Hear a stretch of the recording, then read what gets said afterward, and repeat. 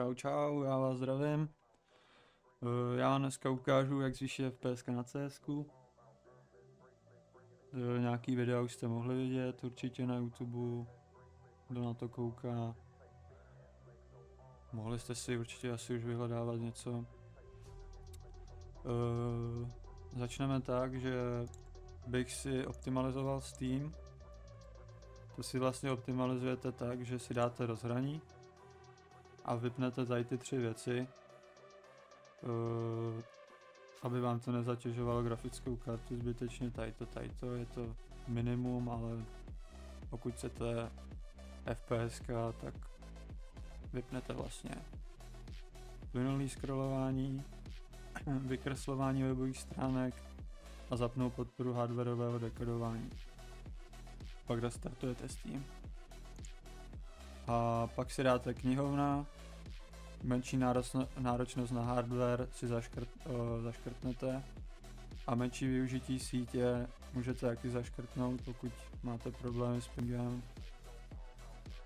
Je to na vás, ale tu menší náročnost na hardware to doporučuji.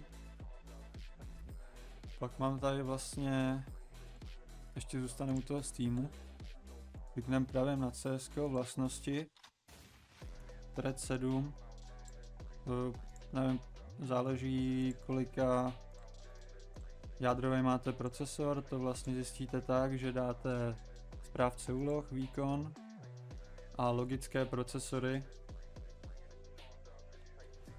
procesory. A je to vlastně tak, že vy musíte vždycky napsat po jedno navíc. Takže pokud byste tam měli 12 logických procesorů, tak napíšete 13. Jo. Nevím proč, ale kdybyste napsali 12, tak vaše CS furt využívá jenom těch 11 jader v té hře. Pak je vlastně tady NoJoy, to je vlastně ovladač, že máte zakázaný Steam input, což je jako ovladač na PS, Xbox, to. Já to nepoužívám, nepotřebuji. No a fonts, to je vlastně to, že máte vlastně vyhlazený písmena ve hře. Je to anti-aliasing vlastně. Allow third party software kvůli OBSku, jestli nestreamujete, nepotřebujete to tam, pak bych doporučil třeba ještě high. Tím se vlastně váš procesor dá prioritu té hře. Ale pokud streamujete, nedoporučuji tam mít high, protože si to pak nerozumí s tím OBSkem a dělá to fuck upy, takže tak. Pak další věc. Soubory procházet, game, bin 64, CS vlastnosti, kompatibilita a vypnout optimalizaci celé obrazovky. Nedoporučuje se to, ale ta hra feeluje jakoby víc ostře a boostuje to o něco málo FPS. Použít OK, tady vypnete, tady na Steamu už nebudeme dělat nic. Pak mám tady Windows sekci, kde si vlastně dáte tento počítač, vlastnosti, upřesnit nastavení systému, nastavení a tady dáte optimalizovat pro výkon, bude to hodně osekaný, defaultně to je vlastně takhle, že vám to neukazuje ten rámeček, máte vyhlazený písmena, všechno. Já preferuji spíš ten výkon. Pokud chcete místo těch obrázků ukazovat ty miniatury těch obrázků nějakých, jestli máte nějaký ve stažených souborech v obrázcích, tak doporučuji zaškrtnout tady to.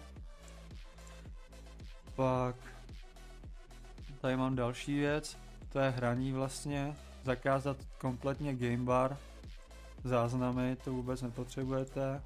Herní režim si vlastně povolíte, potom si dáte grafika, tady si dáte změnit výchozí nastavení grafiky a tady se vlastně sníží to latenci a vylepší výkon. Není to u každého počítače, jo. Záleží na počítači prostě, ale někomu to funguje líp vypnuto a někomu zapnuto, takže je to funguje líp se zapnuto. takže bych asi doporučil to, no. Pak tady máme další sekci a to je vlastně msconfig.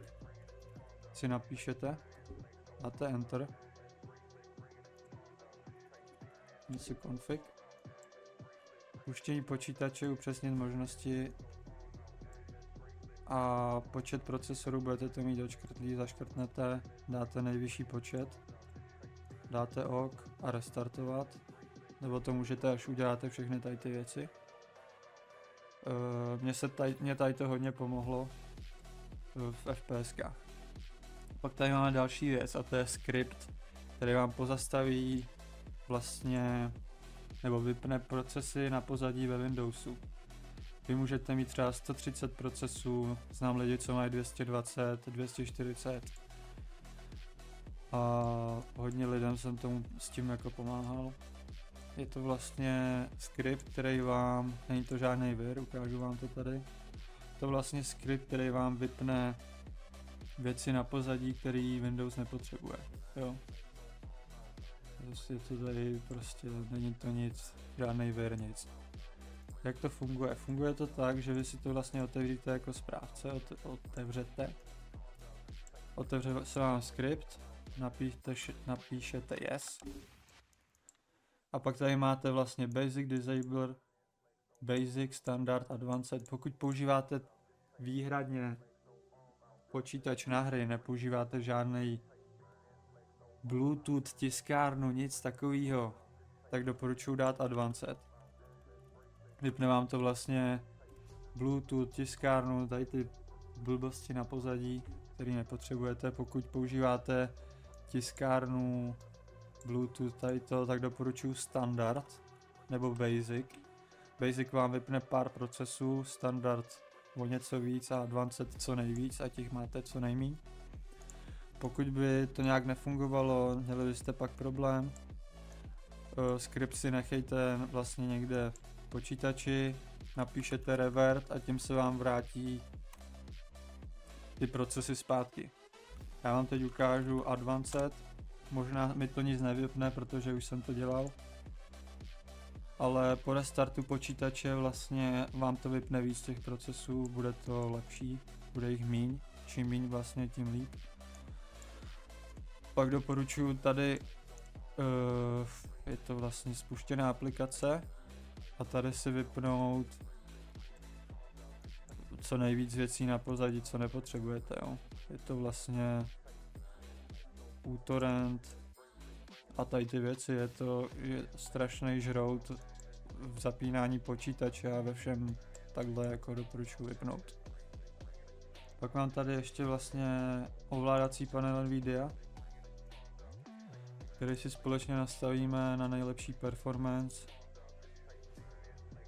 Barvy vlastně si nastavíte takhle, já používám, defaultně to budete mít takhle, já používám 100, je to pro mě lepší.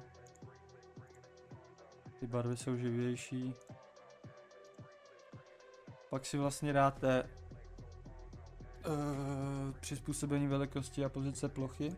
Máte GPU a monitor. Monitor, říká se, že s monitorem je menší latence v myši, ale já jsem to chvíli používal, ale přešel jsem na GPU, protože feeluje to o hodně líp ta hra. Hlavně musíte mít zaškrtlý title, jo, pak dáte použít. G-Sync, to je asi nic, to nepoužívám, mám to zaplý na monitoru, ale ve hře to nepoužívám. Tady zaškrtnete výkon, použít. Zpráva 3D nastavení programu CS. Tady si to nastavíte nějak stejně jako já. Hned vám řeknu tomu něco. Loknutý FPS. Je to o hodně lepší ta hra, pokud máte lock FPS v Nvidia a ještě v CS. Dáte si tady 500, třeba 400, 300 a do CS si dáte stejně jako máte tady. Ta hra feeluje o hodně líp, necítím žádný jako lagy, nic, je to o hodně lepší.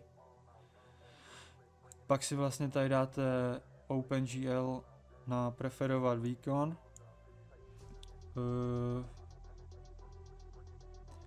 Pak si dáte preferovaná obnovací frekvence monitoru nejvyšší možná. Pak jsme tady u režimu prodlevy a to si dáte ultra. Vyřešilo to vlastně u mě to zasekávání, když střílím třeba sákáčka, tak takový ty mikrolagy. Doporučuji fakt ultra, nebo zapnu to. Vypnu to asi ne, pokud máte silný počítač, což asi tady to video na to nebudete ani koukat. A pokud máte slabší počítač, zapnu to nebo ultra, mně se osvědčilo spíš ultra. Pak preferovat maximální výkon a tady to takhle. Vlastně dejte si pozor, ať máte vyplou vždycky vertikální synchronizaci. Konfigurovat surround PIS, vole. To si vlastně dáte automatický výběr nebo NVIDIA, nikdy nedávejte CPU. Já používám občas NVIDIA, občas automatický výběr, nevím jak to mezi sebou funguje, ale tady to vlastně máte napsaný. Ale já bych používal spíš NVIDIA nebo automatický výběr. Pak dáte vlastně použít, vyklíčkujete to. A to je asi všechno tady tomu videu. Doufám, že vám to pomohlo. Odkaz budete víc v popisku na tady ten program, nebo program Script. Pokud vám to pomohlo, dejte mi like, děkuji vám za shlédnutí a v dalším videu o zvýšení FPSek. Zatím čau.